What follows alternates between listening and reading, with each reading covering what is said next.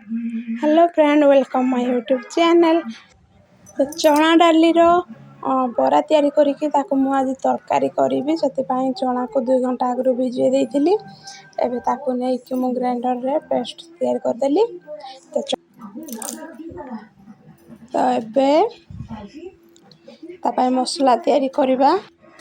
मु गोटे रसुण नहीं संगे गोटे छोट पियाज आ 2 इंची खंडे अदा आ संगे देखो गोटे टमाटो तापर किछि जीरा। तो जीरा देकी से मु किछि पानी देदेली। तो पानी देके या ग्राइंडिंग करदबा। तब ग्राइंडिंग हो गला, मसला तैयारी हो गला। तो ये जीवा जो आम चना डाली को भिजे की बाटी देहरे टिके लुण पकईदबा। तो लुण पकईकी बास गोलैकी एमती आमको तावा बसैकी छोट छोट बरा करार अच्छी। तो देखो मुझे कपरी भाव में करुच्ची। बरा एमती सब छोट छोट करदबा।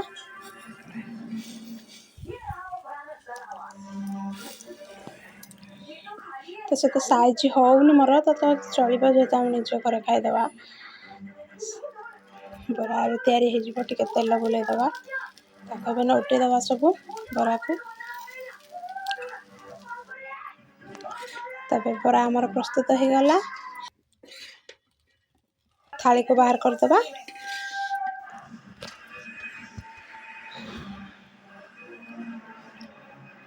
एबे कड़े बसैकी किसी सोरिष तेल देदेली। तो तेल टिके गरम हो गले आम से पकईदबा किछि जीरा।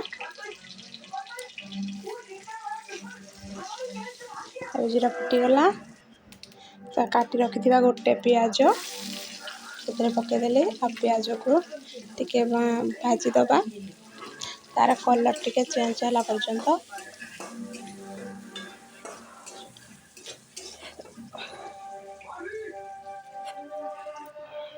तब पियाजर कलर चेंज हो जाए मु आ गोटे टमाटो काटी रखी पकईदेली। तब किसी लंका गुंड दे दे कलर आसो। तो बाटी रखी मसला को देदेली। धनिया पाउडर एवं देली। तापर हलदी पाउडर आ स्वाद अनुसार लुण ए पकईदेली। तो तरकारी भी लुण पकईले हम। तो मो मसला सब लुण पक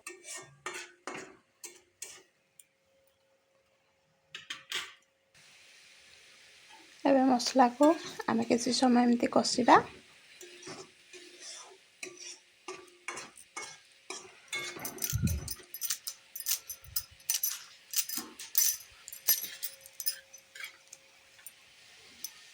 एबे मसला कषि होगा से 2टा सिझा आलू रखीदी छोट साइज पकईदेली।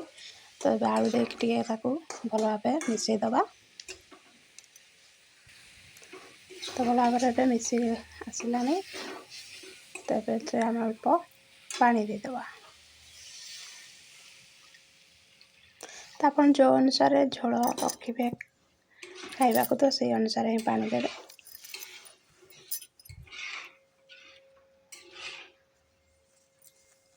तो ये किसी समय फुटिया छाड़दबा।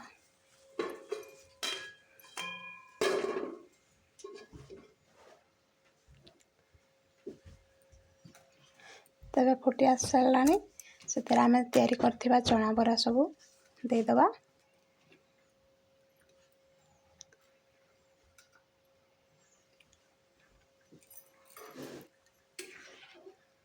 तब सबको टिके मिसई देबा।